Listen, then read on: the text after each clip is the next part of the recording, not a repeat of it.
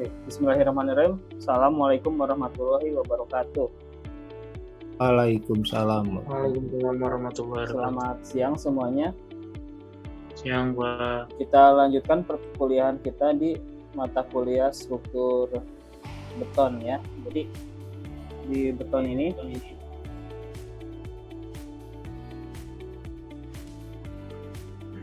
kita akan lebih banyak ngebahas tentang beton bertulang ya. Jadi kalau teknologi beton udah saya bahas semuanya meskipun nggak menyeluruh ya, tapi sekarang kita langsung geser ke permasalahan beton bertulang. Oke, seperti kita ketahui si beton itu dia ada beberapa kelebihan dan kekurangan ya. Oke. Karakteristik beton itu dia akan kuat terhadap tekan. Ini karakteristik betonnya. Dia kuat terhadap tekan, akan tetapi dia lemah terhadap tarik. Nah, ini adalah karakteristik dari beton. Nah, sementara keperluan sebuah struktur itu kita harus kuat terhadap tekan dan tarik secara bersamaan. Ya. Nah, makanya dilakukan inovasi, bagaimana caranya supaya si struktur kita ini akan kuat terhadap tekan dan terhadap tarik.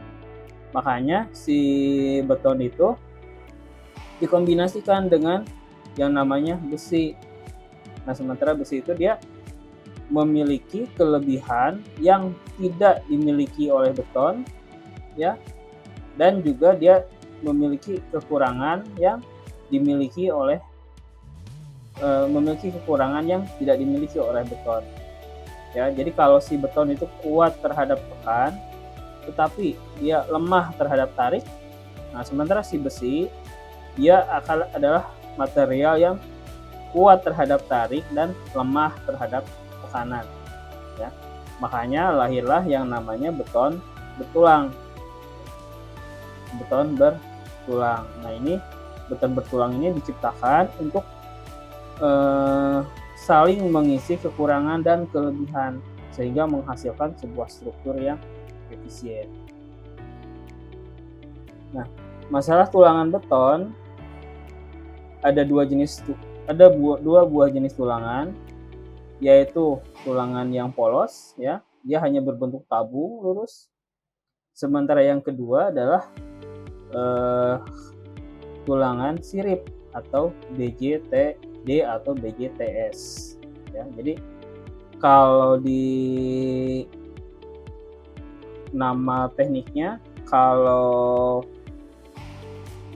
si tulangan polos ini adalah BJTP yaitu baja tulangan polos.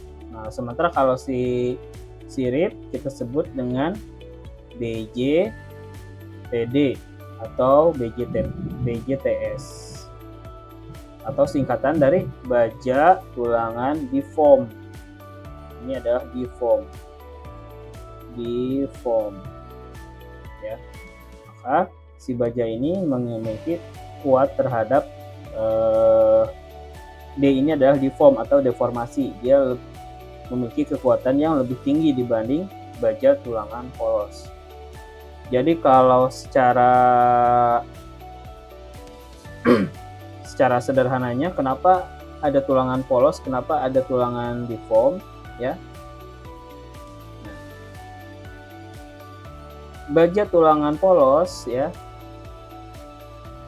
Baja tulangan polos ketika dia mengalami keruntuhan, dia akan mengalami regangan. Dia akan mengalami regangan, lalu putus begitu saja. Nah, jadi ya ketika sebuah struktur itu dia menggunakan baja polos, lalu dia bebannya sangat tinggi sehingga mengakibatkan strukturnya itu rusak, dia akan mengalami regangan lalu putus begitu saja ya. Nah, lain halnya dengan BJTD ya. Ketika keruntuhan dia siripnya duluan yang akan putus ya. Jadi sirip duluan yang akan putus. Siripnya putus duluan.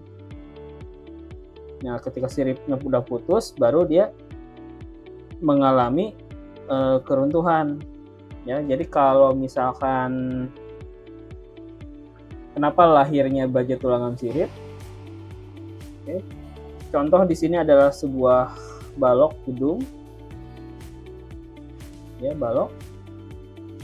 Lalu dia mengalami lendutan sehingga hasilnya si betonnya itu dia hancur selimutnya, sehingga kan si tulangannya kelihatan nih. Nah, kalau tulangannya tulangan polos, ketika dia mengalami deformasi seperti ini, ketika dia mengalami lendutan, maka dia akan putus seketika. Ya, dia akan putus seketika. Tapi kalau dia tulangan sirip, maka sirip duluan yang putus. Ya, jadi kalau betonnya tulangannya bersirip kayak gini, ya, suatu saat si selimutnya terkelupas, kalau dia siripnya sudah putus, ya, maka tanda-tanda beton bertulang akan mengalami kehancuran. Nah, ketika siripnya putus ini, dia memberikan waktu buat kita melakukan evakuasi. Ya. Lain halnya kalau tulangannya polos. Kalau ketika betonnya hancur, ya hancur begitu saja. Tetapi kalau si tulangan sirip, maka ketika siripnya sudah putus, dia enggak langsung hancur, tapi akan mengalami deformasi sedikit sampai akhirnya putus. Gitu ya. Jadi kalau dari segi keamanan, beton sirip dia lebih aman terhadap kehancuran. Ya. Dia akan mengeluarkan tanda-tandanya terlebih dahulu. Oke. Next, si baja itu sama halnya kayak beton ya, dia ada mutunya tersendiri ya. Kalau mutu beton kita kenal ada yang namanya nilai FC, ada nilai K ya. Ada nilai FC, ada nilai K kalau beton. FC terdiri dari 15 sampai dengan 35.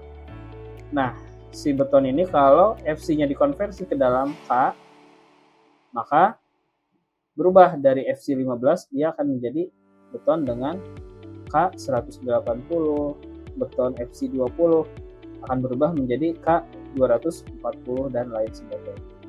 Nah, ini adalah satuan dari mutu beton. Nah, sementara baja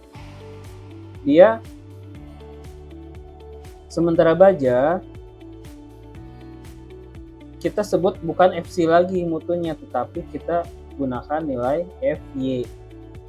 Ya, FY.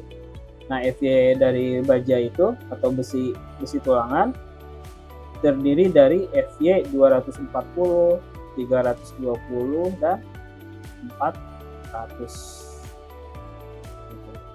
Oke, ada yang ditanyakan sampai sini? Ada yang ditanyakan?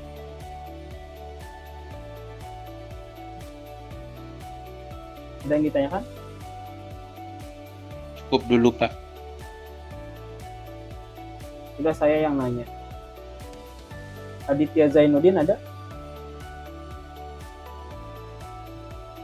Ya Pak, hadir. Oke, Mohon maaf Pak. Saya tanya nih. FC 20 merupakan mutu apa di sini? FC 20. Iya, kenapa Pak? Anda lihat di sini Betul. saya lingkari FC 20. Ini menunjukkan Ya. nilai apa? Ya Pak, betul. FC 20 saya tunjukkan di sini.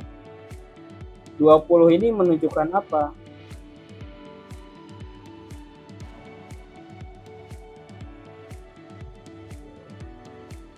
Ayo, menunjukkan apa?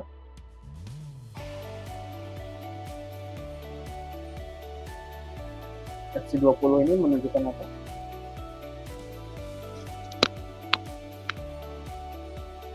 Ayo Aditya Zainuddin. Mutu beton bukan? Iya, mutu beton. Iya, si FC20 itu mutu beton berapa?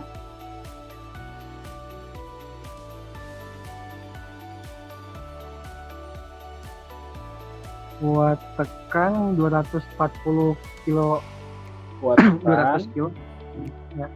Nah, FC20 itu FC20 nih, ini kuat tekan untuk benda uji dengan bentuk seperti apa?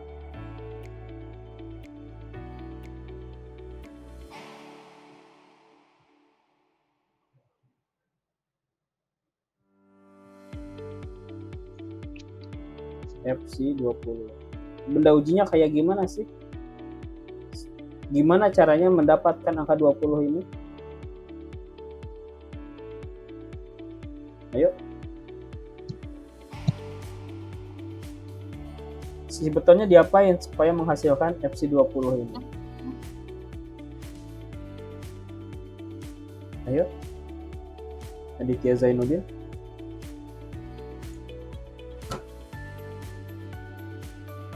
Betonnya diapain sehingga menghasilkan FC20?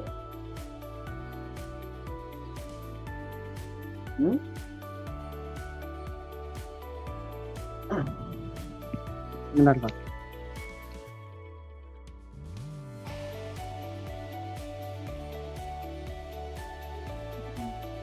Diapain betonnya supaya menghasilkan FC20? Benda uji bentuk silinder. Benda uji bentuk silinder. Pada usia berapa dia menghasilkan? Lalu si benda ujinya diapain sehingga menghasilkan FC20?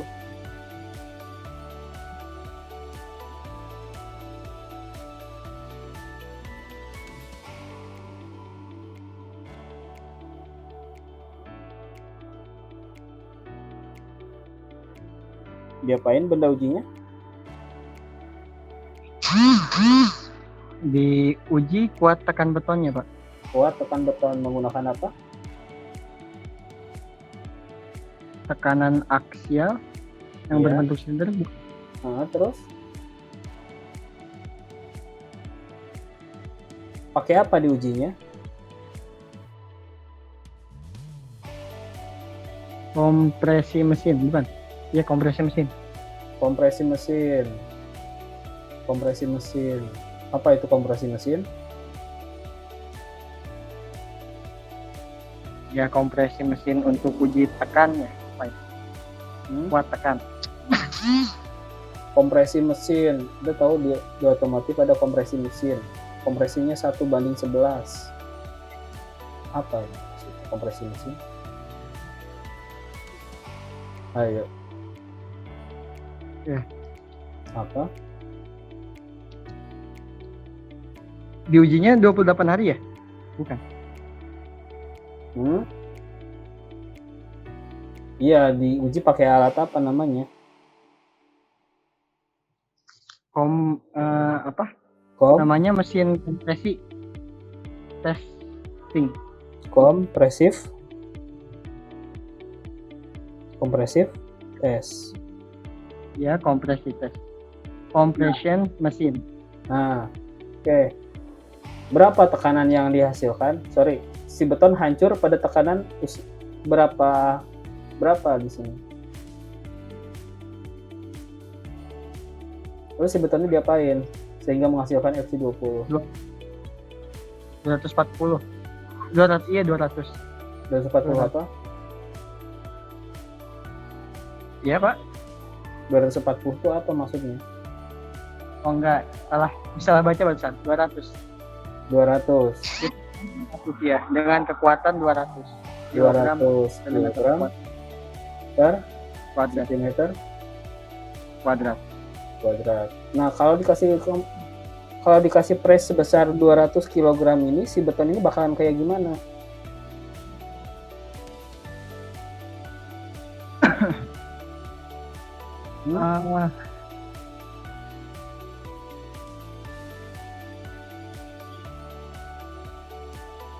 bakalan gimana nih kalau ini dikasih tekanan misalkan 200 kg per cm persegi. Bakalan gimana nih si benda uji beton ini?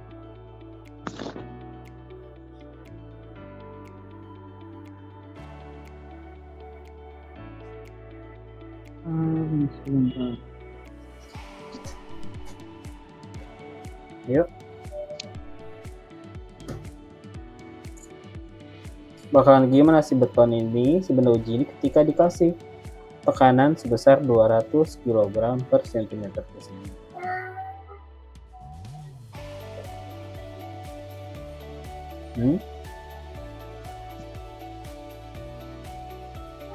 Bakalan gimana nih si beton ini?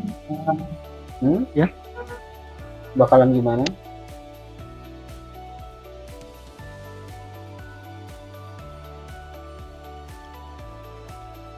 Ayo.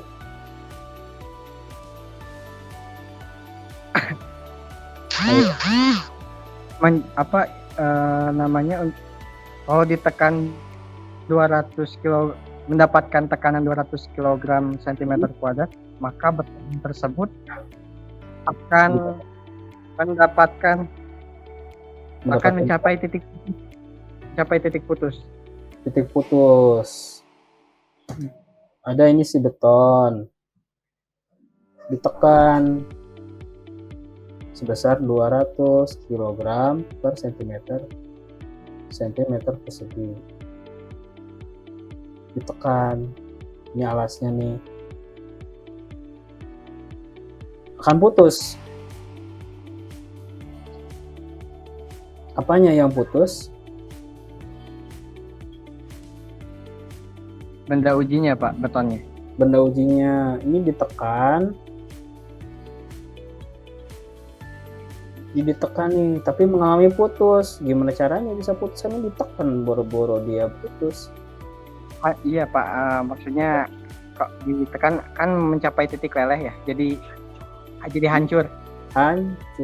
Jadi ketika ini beton dikasih tekanan sebesar 200 kg per cm persegi, dia akan hancur. Maka di sini kita sebut dengan beton mutunya FC 20 megapascal. Oke, terima kasih Aditya. Next. Ya Pak. Jadi selain beton, ya, beton itu kan ada standar mutunya dari FC 15 sampai FC 35. Nah, sama si baja juga dia ada mutunya ternyata, ya. Yaitu kalau si beton adalah FC, tetapi kalau baja kita sebut dengan FY. Nah, FY-nya ada 240, ada 320 dan 400. Nah, cara mengujinya ini kalau si beton itu ditekan, tetapi kalau si baja dia ditarik, ya. Alatnya mirip, tapi dia yang dihitung adalah gaya tariknya, ya. Oke, jadi ini si baja ditarik ke atas, lalu ditarik juga ke bawah, dan diukur dia dia mengalami regangan pada beban berapa, ya. Sama ini juga karena tengahnya ditekan, otomatis dia akan mengalami tarikan ke kiri dan kanan. Nah, ini yang dimaksud FY itu adalah titik leleh, ya, titik leleh, di mana si baja pada momen tertentu dia akan mengalami regangan. Regangan itu adalah pertambahan panjang, tapi dia ketika bebannya dihilangkan, dia akan kembali ke bentuk semula. Oke, misalnya si baja yang tadinya 10 meter lalu dikasih beban tarik sehingga dia bertambah panjang nih menjadi misalkan 10,5 nih. Nah, ketika bebannya dihilangkan, dia balik lagi ke 10 meter. Nah, ini kita sebut dengan area plastis ya. Jadi dia si baja mengalami regangan tapi kembali lagi ke posisi awal. Nah, ini yang disebut dengan FY, tegangan leleh. Oke, ya, tegangan leleh. Lalu si baja juga kita kenal nilai FU atau tegangan ultimate. Ini ada FU, itu tegangan ultimate.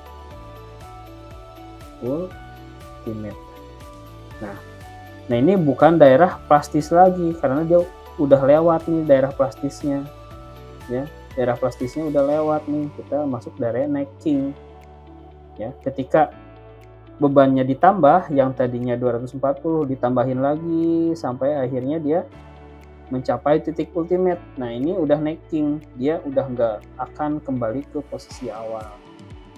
Nah di sini akan terjadi kehancuran atau si bajanya itu akan mengalami putus sehingga menghasilkan runtuhan. Ya, nah ini makanya si baja itu ada nilai ada nilai FY, ada nilai FU. Ya. Contoh BJTP 24, maka dia FY-nya di angka 235, sementara dia akan mengalami putus di angka 380.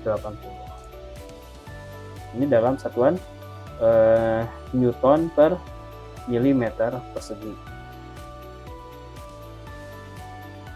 Oke, next ini adalah beberapa mutu baja.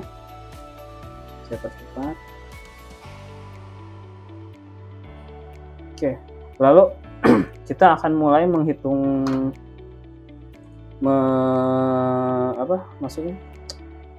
merencanakan sebuah struktur. Jadi ada beberapa syarat untuk merencanakan sebuah struktur. Ya. Pertama, kita kenal ada yang namanya kombinasi pembebanan. Jadi setiap beban yang bekerja pada sebuah struktur harus dikalikan dengan faktor beban. Ya. Nah, di sini saya sajikan ada 8 buah kombinasi pembebanan. Ya, seandainya sebuah struktur itu hanya ada beban mati, maka kita hitung beban matinya aja.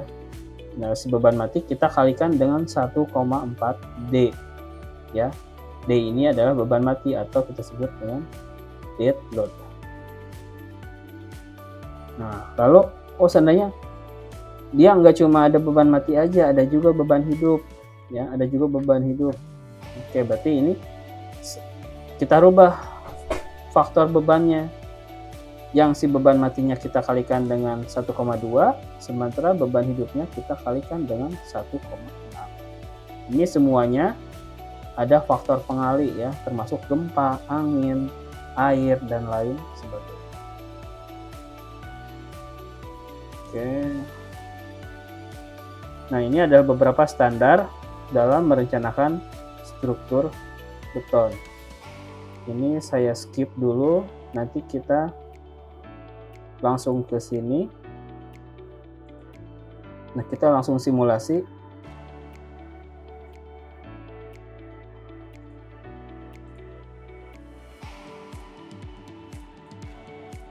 Kita langsung simulasi ke ini ya. Nah,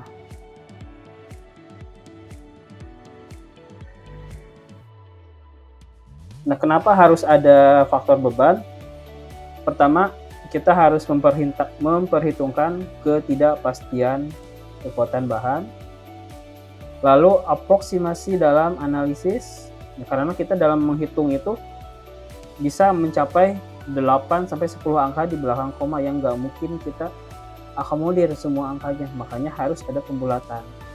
Nah, supaya mengakomodir pembulatan itu, semuanya harus dikalikan dengan faktor reduksi atau faktor beban. Nah, ini ada tahapannya. Oke, kita skip dulu yang ini.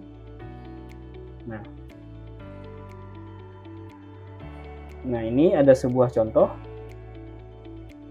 Kita akan merencanakan sebuah ruko ya, jangan terlalu sulit. Ruko aja dulu. Ini bentukannya kurang lebih seperti ini nih. Oke. Maka dalam tahap analisis yang perlu dihitung apa dulu? Dari mana dulu nih yang perlu dihitung? Dihitung untuk struktur gedung.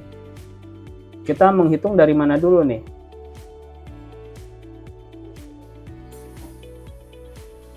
Kita hitung dari mana dulu? Kalau menghitung beban, kita ngitung apanya dulu? Kalau pertama kita hitung apa? Luas bangunannya, Pak. Luas. Oke, kita nggak berbicara masalah luas, kita berbicara masalah beban yang bekerja pada sebuah gedung. Kita hitung apa dulu? Dari bawah dulu apa dari atas dulu? Dari atas. Dari atas. Oke, berarti di sini ada apa di sini? Yang paling atas ada apa? Ada ring balok, Ring balok. Atasnya ring balok ada apa? plat lantai, Plat lantai.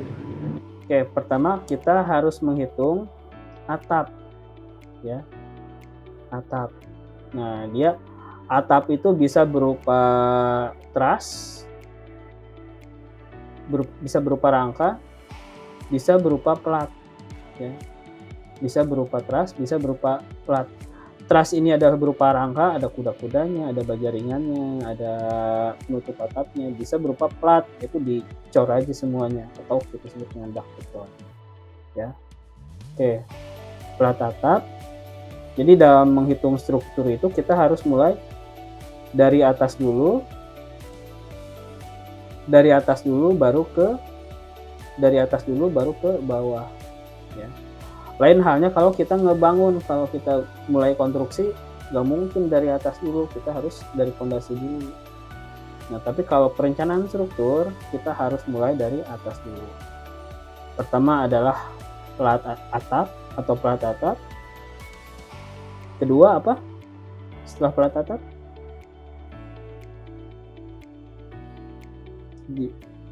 Balok, Pak. Balok. Oke. Seandainya balok, sebelum menghitung balok kita harus tahu apa dulu logikanya? Yang ditahan oleh balok apa tuh? fondasi, Pak. Yang kalau pondasi itu menahan balok, yang ditahan oleh balok itu apa? Plat, Pak. Plat, Truss, Pak. plat, dan Atau truss. Plat lantai, Pak. plat lantai, plat atap, plat lantai. Oke, contoh di sini adalah sebuah gedung bertingkat. Oke, ini adalah sebuah gedung bertingkat. Nah, ini ada plat lantainya 1, 2, 3. Nah, si plat ini ditahan oleh balok nih. Ya, ditahan oleh balok. Oke, makanya sebelum menghitung kemana-mana kita hitung dulu yang namanya plat lantai. Plat lantainya dulu kita harus habiskan semuanya nih. Misalkan ada 20 tingkat nih, berarti plat lantainya se-20-20-nya kita hitung semua. Ya. Nah, baru setelah plat lantainya kita hitung apa lagi? Yang menahan plat lantai apa? Plat lantai ditahan oleh apa tadi? Balok, Pak. Balok, Balok. Oke, balok. Ya. Oke. Lalu si balok udah hitung semuanya. Nah, sementara si balok ditahan oleh apa? kolom, Kolom. Nah, setelah itu baru kita mulai menghitung kolom. Ya. Kolom, dan misalnya lantainya ada 40 lantai, kolom semuanya dari atas sampai ke bawah. Sama ya semuanya, plat lantai juga dari atas ke bawah, balok juga dari atas ke bawah, kolom juga dari atas ke bawah. Nah, setelah kolom baru kita menghitung yang namanya apa?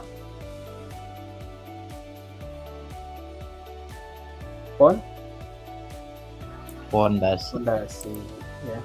Oke, seperti sebelum fondasi kita hitung dulu yang namanya foot plate atau ref foundation.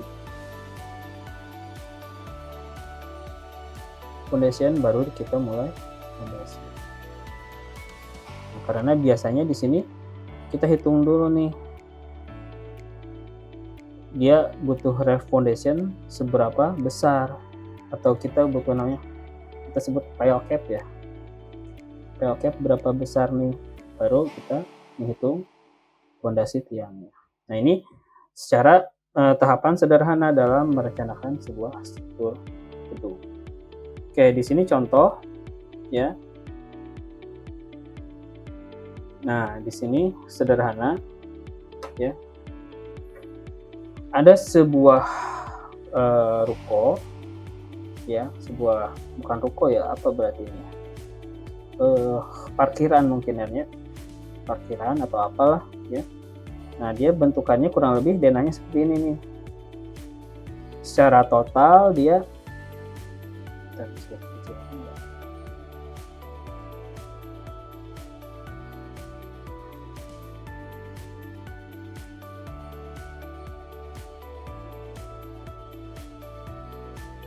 Oke, susah dikecilkan. Saya coba pindahkan ke slide yang lain.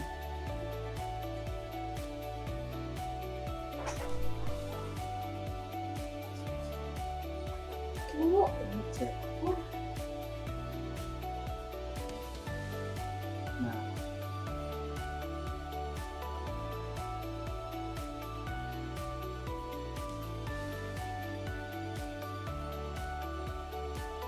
Nah, kurang lebih bentukan denahnya seperti ini nih. Oke, berarti dia total panjangnya adalah sebesar 6,2 dikali 1, 2, 3, 4. 6,2 dikali 4 berapa? Bisa ada yang bantu saya? 6,2 dikali 24,8 Pak. 24,8. Nah, berarti di sini panjang totalnya adalah 24,8 meter. Sementara lebarnya, nah di sini ada sebesar 3,6 dikali 1, 2, 3, 4. 3,6 dikalikan dengan 4. 14,5. Oke. Nah, berarti kita rencananya bikin sebuah kandang parkir dengan panjang hampir 25 meter. Kita bulatkan menjadi 25 meter dan panjangnya 25 meter dan lebarnya adalah sebesar 15 meter. Nah, di sini kita nggak mungkin bikin plat selebar ini nih 24 kali 15 meter misalkan plat semuanya ya, nggak mungkin. Kita butuh yang namanya balokan, kita butuh yang namanya balok anak, balok induk, kolom dan lain sebagainya. Makanya si atap ini dia kita bagi-bagi.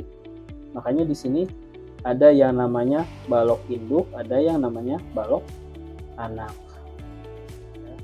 Nah, di sini balok induknya adalah yang ini, taruh saya warnain. Ini adalah balok induk. Nah, balok induknya setiap 6,2, sementara balok anaknya setiap 3,6.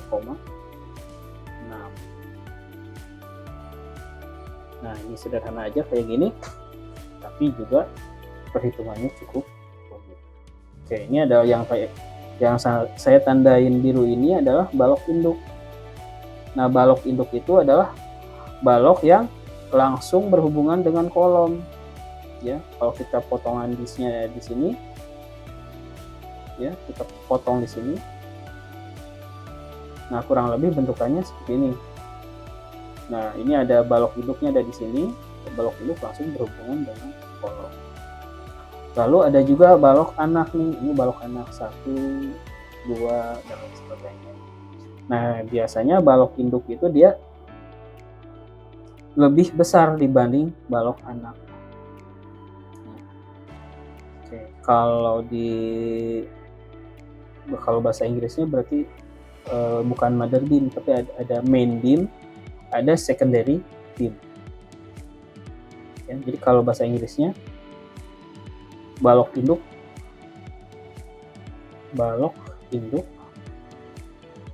ada balok anak. Kalau bahasa Inggrisnya berarti ini primary beam. Sementara bahasa yang balok anak disebut dengan secondary beam. Oke, next ini kita udah deskripsikan balok anak sama balok induknya. Oke, jadi balok anaknya setiap 3,6 meter, tetapi balok induknya setiap 6,2. Oke. Nah, dari situ kita mulai deskripsikan. Balok anaknya 3,6, lalu balok induknya adalah 6,2.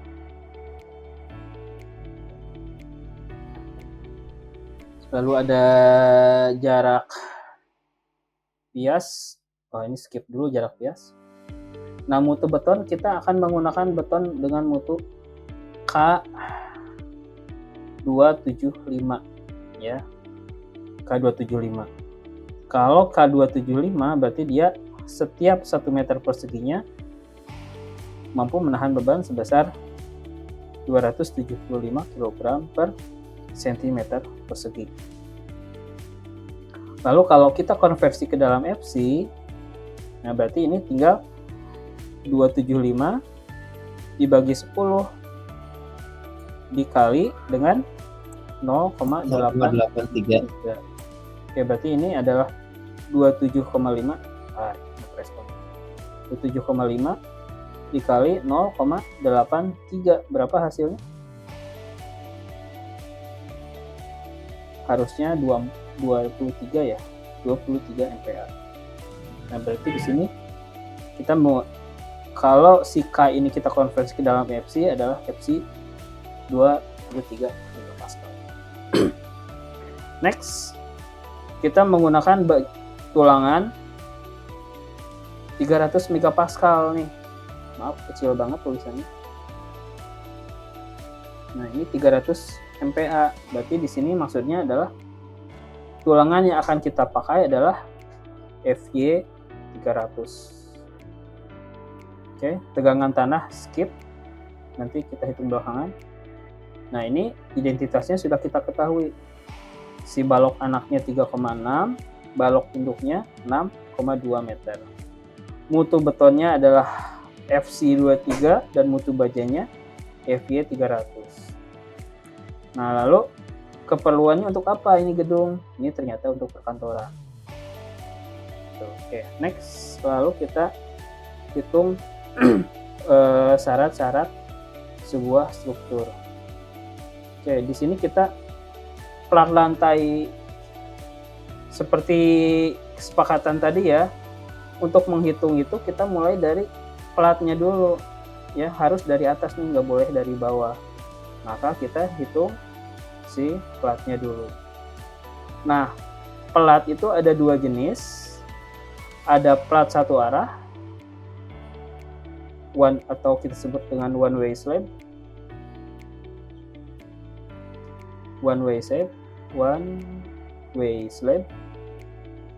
ada two way slab. Nah, cara ngebedainnya adalah bentang terpanjang dikurang bentang terpendek bentang terpanjang, misalkan ini bentang terpanjangnya adalah LX, lalu bentang terpendeknya LY ya.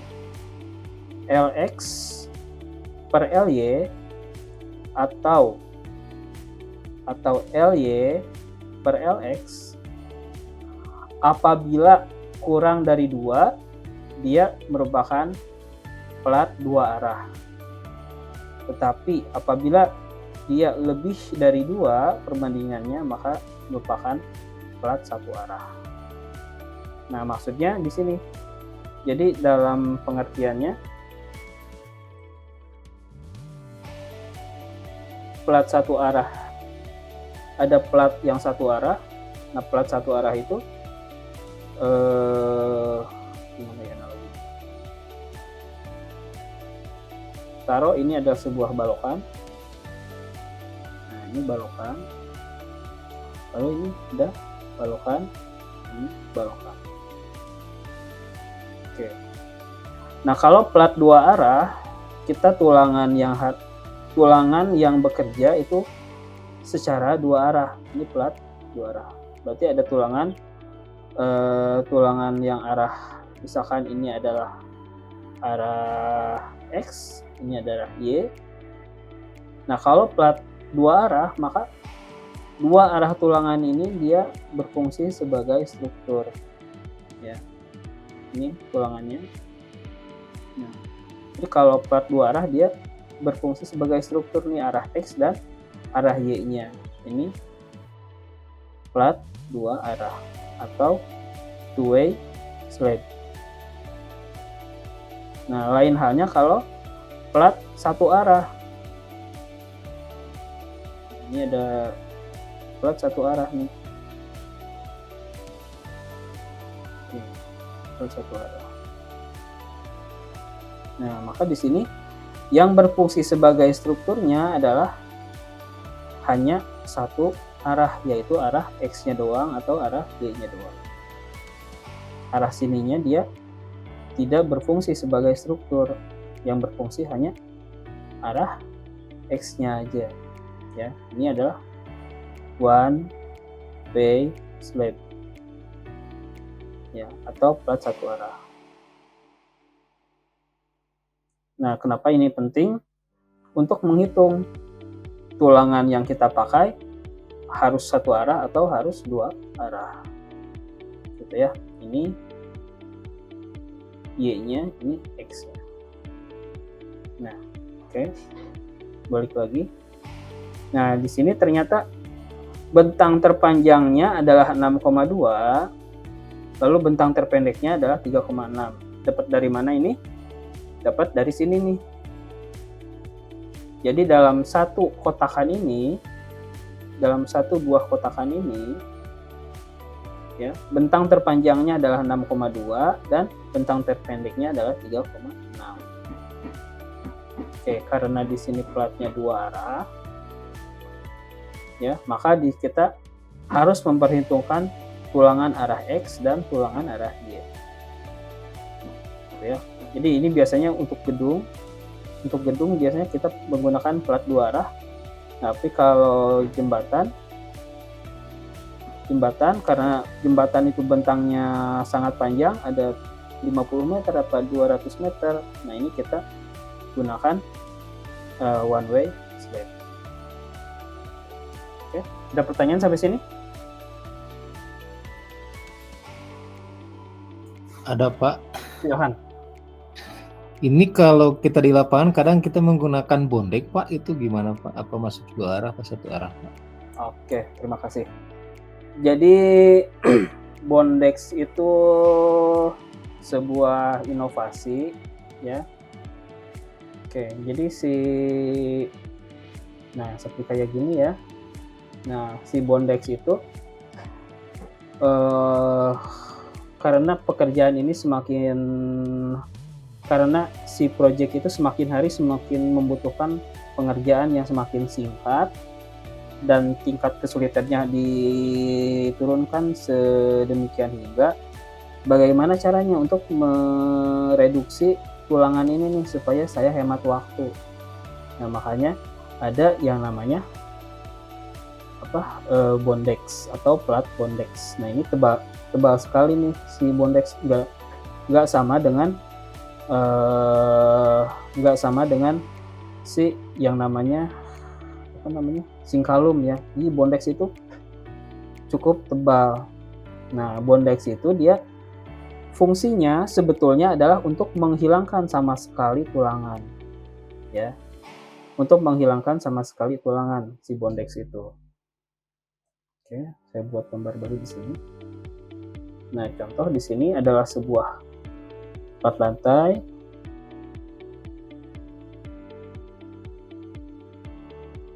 Oke, gimana caranya sih supaya nggak pakai tulangan? Nah, maka bisa menggunakan yang namanya bondex. Nah, bentukannya dia trapesium.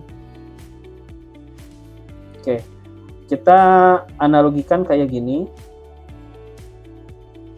Seandainya ini adalah sebuah balok papan, bukan papan, balok kayu contohnya.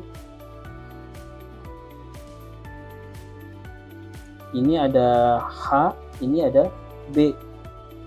Nah, ketika terjadi beban di tengah, ya, karena H-nya posisi yang lebih lebarnya berdiri, maka dia tariknya bisa lebih kuat nih, lebih kuat. Nah, makanya si bondex itu nggak bisa dibuat rata, harus bergerigi seperti ini karena memanfaatkan tadi BH ini nih, BH ini. Nah, jadi di sini posisi bergeriginya, contohnya bergeriginya di sini. Nah, oke, dia posisinya adalah untuk mereduksi tulangan arah X. Nah, posisi bergerigi seperti ini. Lalu kan tulangan kadang-kadang butuhnya dua arah nih. Bagaimana caranya supaya bisa mereduksi dua arah ini, penggantinya seperti apa? Makanya si bondex itu dia lantainya nggak smooth, pasti kasar nih, ada tonjolan-tonjolannya. Dan ini mengikat ke beton. Nah, ini untuk mereduksi tulangan arah sebaliknya. Gitu, Pak. Namun dalam perjalanannya si bondex itu kadang semakin hari semakin jelek ya, ketebalannya semakin tipis semakin hari, lalu si tonjolannya juga semakin kecil. Orang nggak berani, semakin hari semakin nggak berani karena materialnya semakin tipis, lalu si gerigi-geriginya di yang kecil-kecil ini juga semakin kecil, pengikatannya semakin kurang, makanya tetap aja dikasih wear mesh. Gitu. Sebetulnya pemberian wear mesh ini agak pemborosan, harusnya nggak pakai wear mesh juga bisa, asal si bondexnya yang bagus. Begitu, Pak. Siapa? Pak Dede ya? Kasih, Pak. Iya, Pak. Oke. Ada lagi yang lain? Waktu kita setengah jam lagi. Oke, kita lanjutkan. Tadi udah sampai ke si plat. Nah, kita tentukan dulu ini si plat dua arah apa satu arah ya. Oh, ternyata dia si platnya ya, platnya adalah 6,2, sementara yang paling panjangnya, sementara yang lebarnya adalah 3,6, meskipun dia ketemu sama balok anak nih. Nah, maka hasilnya hanya 1,72. Dengan demikian kita bisa asumsikan bahwa plat si kandang parkir yang kita buat ini merupakan plat dua arah. Maka kita akan butuh tulangan arah X, kita juga akan butuh tulangan arah Y. Oke. Lalu platnya udah, kita belum ke tulangan, belum ke mutu beton gitu ya. Kita masih mendeterminasi ukuran-ukuran yang tersedia logik apa enggak ya, logik apa enggak nih ukuran-ukurannya. Oke, next. Platnya udah, kita hitung dimensi baloknya masuk akal apa enggak nih gitu ya. Oke, di sini ada sebuah standar. Jadi dimensi balok itu, dimensi balok yang digunakan pada struktur gedung, kalau kita betonnya konvensional,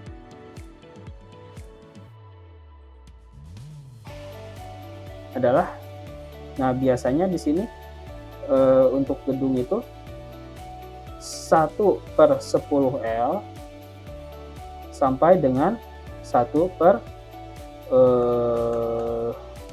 biasanya sih 15 ya, 15 L. L itu apa? Nah, ini bentang yang ini nih, 6,2. Ya, 6,2. Kita cek. Nah, di sini berarti kita bisa menggunakan balok beton. Kita belum menghitung lebar, tingginya aja. Berarti H dari beton itu, H dari balok itu adalah 1/10 dikali 6,2. Berarti di sini berapa? 1/10 dikali 6,2. 62 cm, Pak. 62 cm. Ini berarti range-nya antara 62 cm setingginya sampai dengan H 1/15. Tapi ini kita hitung 18,5 ya. Coba kita standarnya adalah 15 kali 6,2. Berapa? 41 cm. 41 cm. Oke, jadi si tinggi balok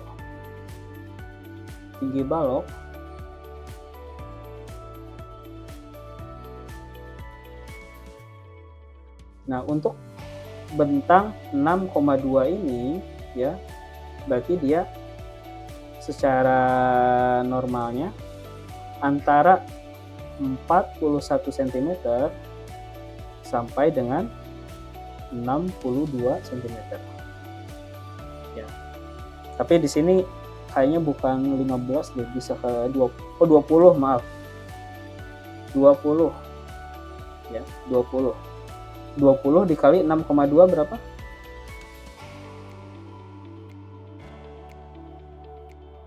Jadi ini sekitar 31 ya. 31 cm. Nah, maka di sini minimal tinggi balok yang harus kita rencanakan adalah 31 cm sampai dengan 62 cm. Gitu ya. Nah, berarti kalau di bawah ini misalkan udah 6,2 tapi kita pakai balokannya yang ukurannya misal tingginya 20 nih. Maka ini rawan nih. Ya, biasanya kalau kita menghitung gempa, dia nggak bakalan lolos. Ya, dia nggak bakalan lolos. Nah, kita ambil di sini menggunakan balok yang ukurannya 400 mm. Ya. Maka dia tinggi baloknya kita pakai nilainya sebesar 400 mm atau 40 cm. Ya, dengan H-nya 1/18,5. Nah, hasilnya kalau 18,5 adalah 335 nih. Cuman kan nggak mungkin juga kita bikin balokan beton yang ukurannya segini nih, 335 yang bikin pusing sama si tukang. Makanya dibulatkan menjadi 400. Oke, next. B-nya udah ketahuan 400, tinggal H-nya nih. H-nya berapa? H-nya udah ketahuan, tinggal si B-nya. B-nya berapa? Nah, biasanya si B itu atau lebar dari balok adalah setengah dari H. Ya, maka kita gunakan tinggi balokannya adalah 400 dan si tebal baloknya adalah 20. Gitu. Oke, ada pertanyaan sampai sini? Kita belum ngomongin masalah mutu dan berapa buah tulangan yang dibutuhkan. Kita masih dimensi. Oke, ada pertanyaan?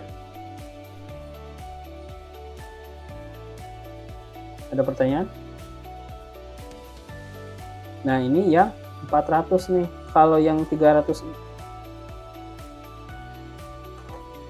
ya, ini baru tadi ya, yang kita kan ukurannya 6,2 dikali 3,6.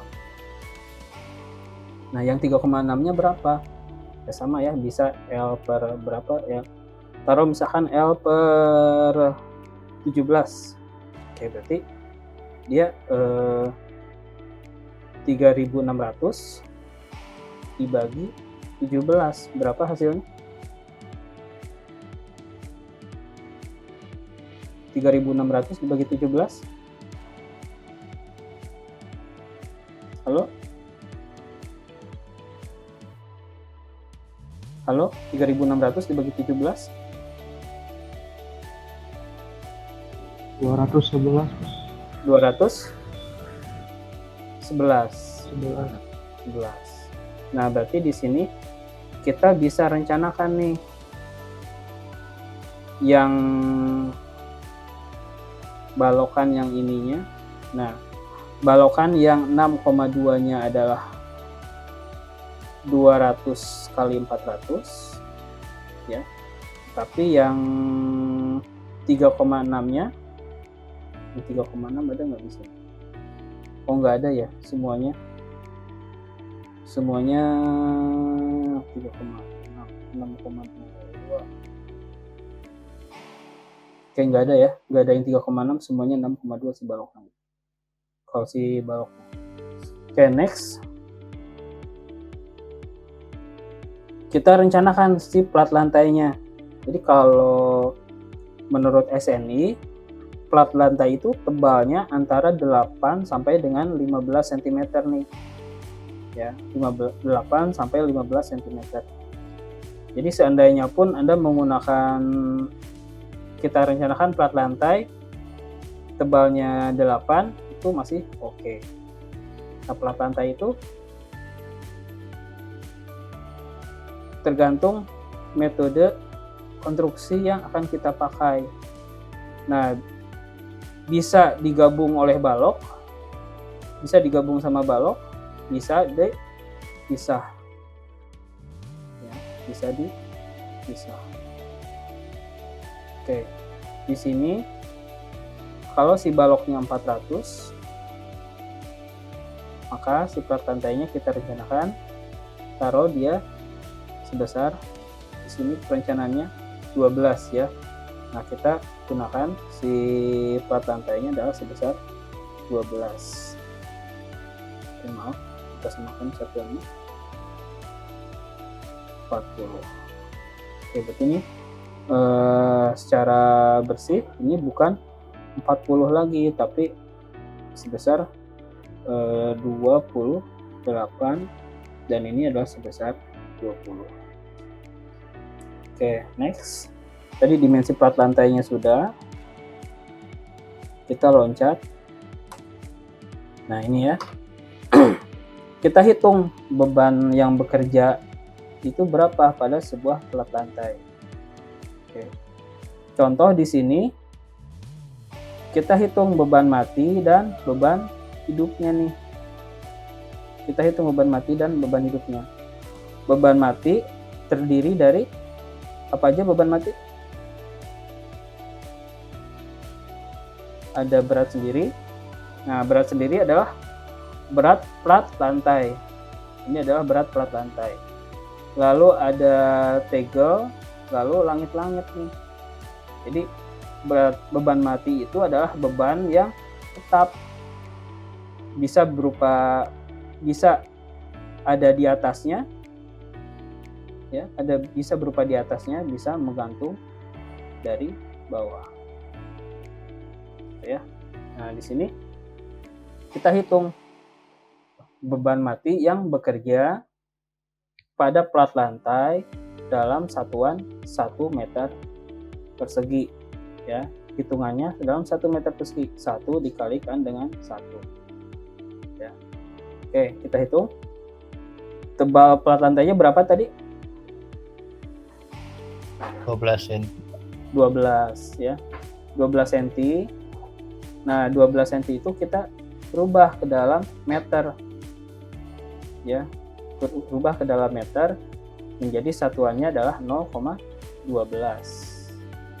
Nah, karena di sini satuannya adalah 1 kali 1, ya, sebetulnya di sini ada lagi nih. Oh, luasannya berapa nih? 1 kali 1 nih harusnya. Tapi karena 1 dikali 1 sama dengan 1, maka nggak perlu dituliskan. Oke. Lalu setelah itu platnya terbuat dari apa? Dari apa plat lantainya? Beton Pak. Beton. Nah, maka harus kita kalikan nih si ketebalannya dengan berat jenis beton. Berapa berat jenis beton? 2000 Nah, ini berat jenis beton yang dipakai bisa, kalau betonnya tumbuk atau tanpa tulangan, kita bisa menghitung 2200, tapi kalau ada tulangan, kita bisa menghitungnya 2400. Ini adalah satuan kilogram per apa? Kilogram berapa? Kilogram berapa? 2400 ini?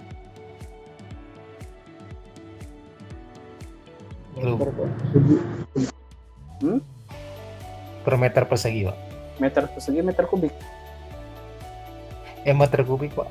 Meter kubik ya. Jadi dalam setiap 1 meter kubik beton, 1 kali 1 kali 1, maka si beton itu memiliki berat sebesar 2400. Oke, next. Setelah itu ada apa lagi nih setelah plat? Kita ternyata si lantainya dikasih keramik nih. Ya. Nah, kita hitung nih. Nah, berdasarkan standar pembebanan, kalau si keramik sama si adukan-adukannya adalah sebesar 70 kg untuk setiap 1 meter persegi. Lalu next, si plat ini, nah plat digantungin nih sama langit-langit di sini nih. Ada plafon, ya, ada plafon. Oke. Nah, plafon kan ngegantung sama plat lantai, maka ini menjadi beban mati juga. Oke, maka ditambahkan beban plafon sebesar, standarnya adalah 30 kg untuk setiap meter persegi. Ini beda-beda sedikit ya, mau gipsum, mau GRC, mau PVC, mau apa lagi ya. Jadi hanya beda-beda sedikit, ada 28, ada 30, ada 32, tapi kita gunakan 30. Biasanya malah ada yang 15 nih. Ini termasuk sama rangka-rangkanya. Nah, setelah dihitung, ternyata si beban mati totalnya adalah 388 kg per meter persegi. Jadi kalau kita lihat setiap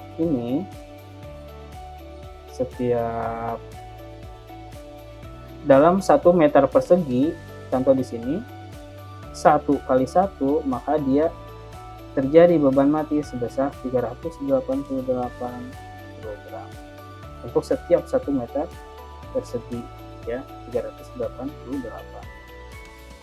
Oke, next, ini beban matinya sudah. Lalu diasumsikan beban hidupnya berapa? Ya, beban hidupnya kalau standar perkantoran ini beban orang termasuk mebel.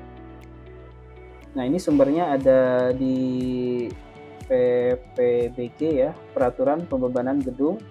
Ini sebesar 300 kg per meter persegi. Ini untuk perkantoran. Nah, nilai ini didapatkan dari ini nih, peruntukannya untuk apa? Perkantoran kah, rumah sakit kah, atau apa? Ini nilainya beda-beda. Jadi kalau berdasarkan standar, kalau perkantoran beban bergunanya adalah sebesar 300. Oke. Nah, beban bergunanya. Nah, tadi karena di sini ada 2 buah beban, yaitu beban mati dan beban hidup nih. Nah, maka di sini harusnya kita hitung 2 kali kombinasi pembebanan. Oke. Nah, biasanya kita hitung misalkan kombinasi 1 yaitu kita lihat di sini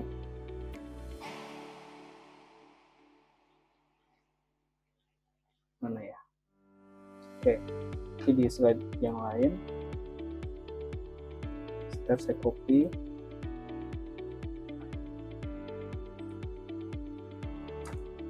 Nah,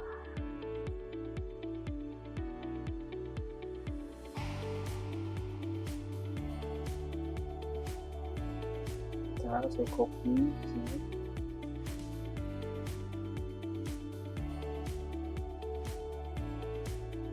Nah, kita harusnya menghitung 2 buah kombinasi ya. Oke. Nah, kombinasi 1 adalah kombinasi 1 berapa? 1,4 ya. Jadi kombinasi 1 itu 1,4 dikalikan dengan D. Nah, ini kombinasi 1. Oke. Nah, berapa nilainya? 1,4 dikalikan dengan berapa D-nya? 388. Berapa hasilnya? 543 Pak. 543 kilogram per meter persegi. Oke, kombinasi 2. Kombinasi 2 adalah, nah karena di sini yang disediakan ada hanya 2 jenis, beban mati dan beban hidup. Nah, kita lihat ini, seandainya bebannya terjadi beban mati dan beban hidup, nah berarti 1,2 D ditambah dengan 1,6 L. Oke, berarti 1,2 D ditambah 1,6 L. Oke, berarti nah di sini 1,2 dikalikan D-nya 388 tanda kurung ditambah 1,6 L-nya berapa? Beban hidupnya?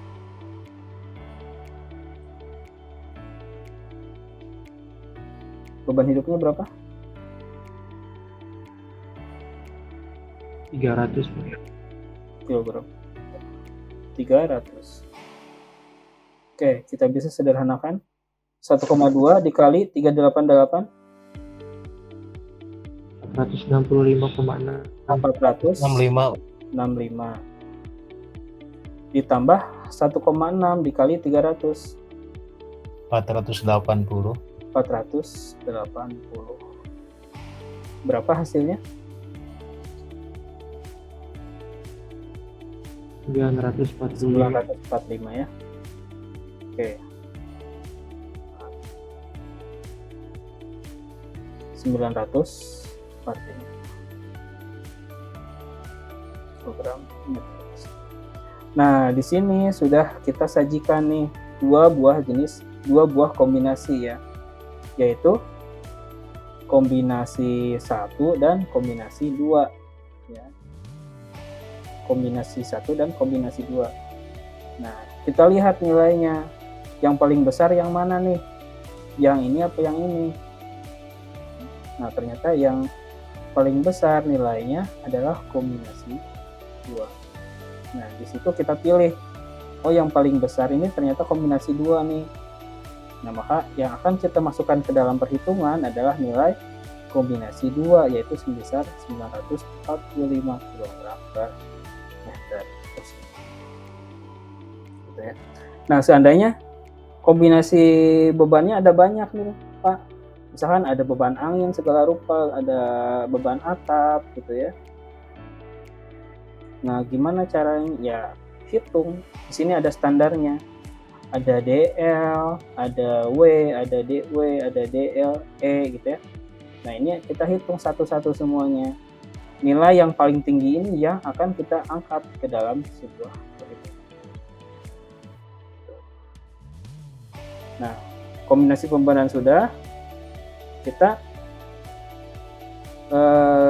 karena plat lantai itu ada 2 buah daerah ya.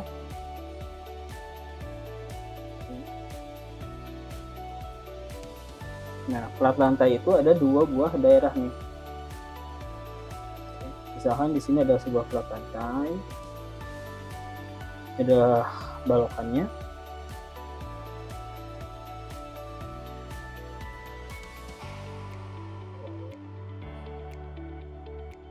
Nah, contohnya kayak gini. Nah, di sini si plat lantai ini kita belum menghitung balok ya, kita masih plat lantainya aja nih. Ya, kita masih menghitung plat lantainya aja. Nah, di sini ada dua buah kondisi atau dua buah daerah, yaitu daerah tumpuan ya dan daerah lapangan.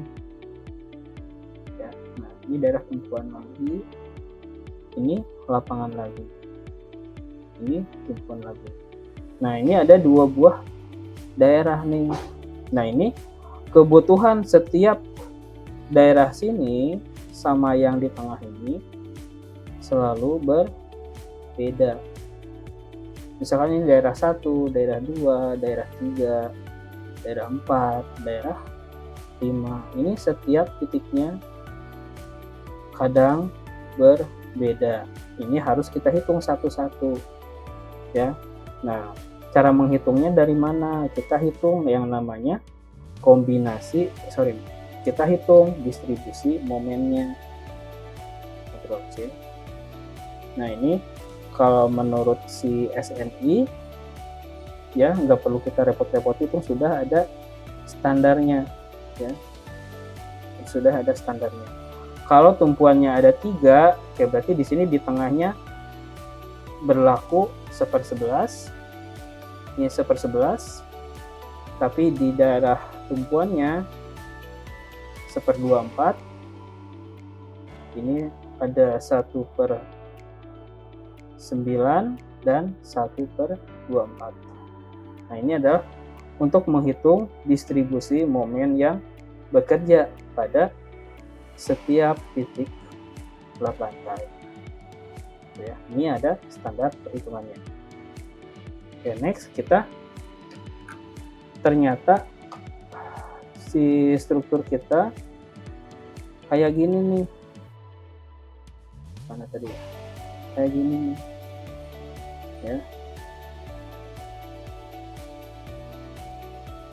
Kayak gini. Nah, kita pakai grafik yang mana nih untuk menghitung distribusi momennya? Ya.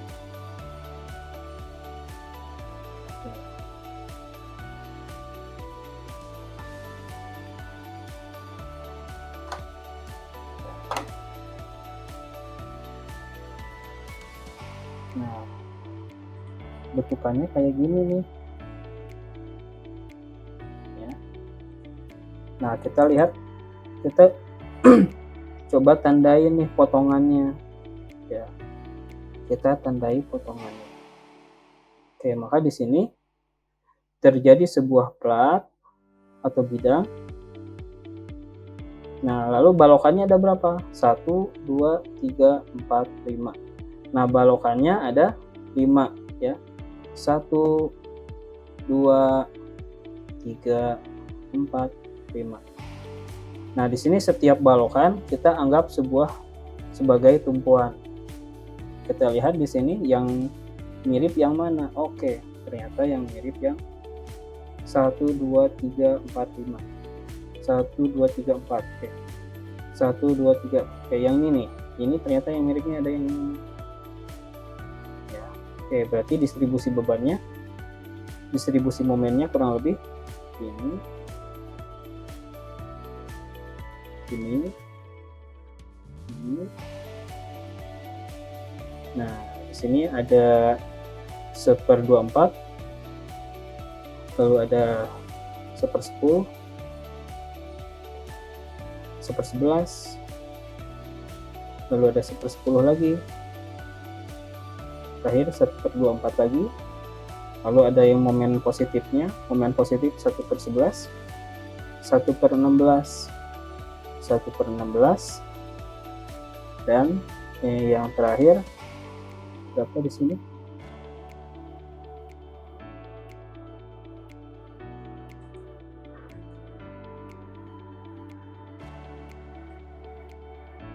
Seper 11 ya, sini sama 1/11.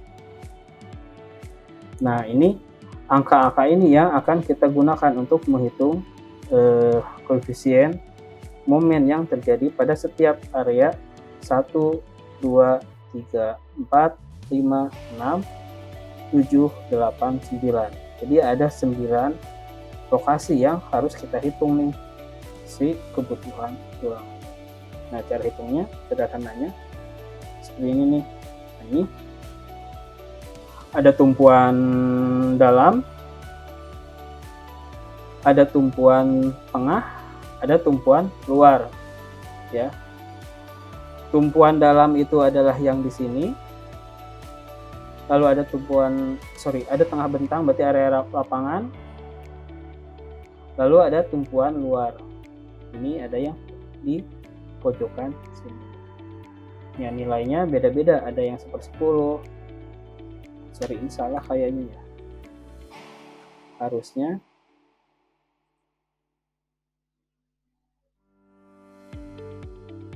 nilainya. Nah, kita lihat di sini. Berarti yang harus kita hitung adalah nilai yang pembaginya paling kecil nih. Nah, tumpuan yang tengah, yang pembaginya paling kecil yang mana nih? Ada 1/10, ada 1/11. Oke, berarti di sini tumpuan dalamnya kita gunakan yang paling kecil. Berarti 1/10. Nah, menghitungnya adalah 1/10 WU dikalikan dengan L. Ya, L-nya adalah sebesar 3,6 karena kita motong, karena jarak antar balok anaknya adalah 3,6. Ini 3,6. Ini 3,6. Ya, jadi ada yang 1/10 dikalikan dengan WU atau beban ultimate-nya secara merata dikalikan dengan L pangkat 2. Lalu ada pada tengah bentang di sini yang paling besar adalah WU-nya 1/11 nih. Maaf, ini harusnya 1/11. Nah, maka ini hasilnya beda. Ya, coba kita hitung. 1/11 dikalikan 945,6 dikalikan dengan 36 pangkat 2. Oke, ada yang bisa bantu saya?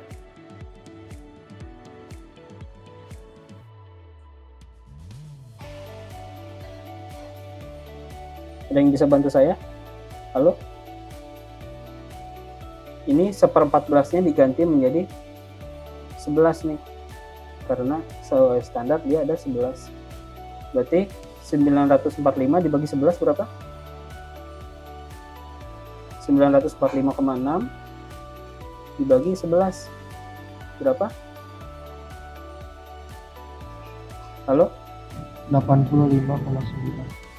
85,9 dikalikan dengan 36 pangkat 2.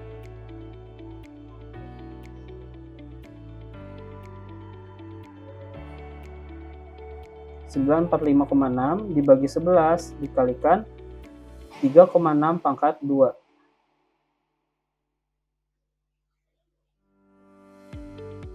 Berapa?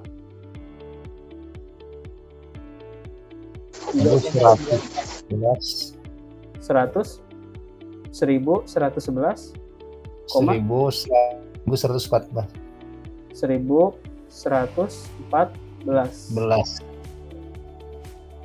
Wah, nggak bisa dihapus. 089.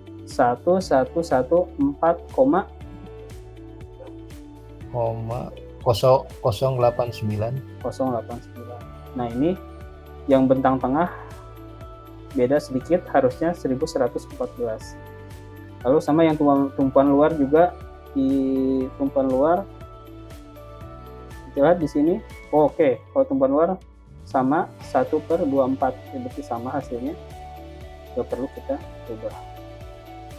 Nah, perhitungan ini, momen ultimate ini yang menjadi dasar kita dalam menghitung sebuah ulangan. Nah, perhitungannya kayak gimana, Pak? Perhitungannya lumayan panjang. Nanti kita jelaskan di depan. Oke, ada pertanyaan?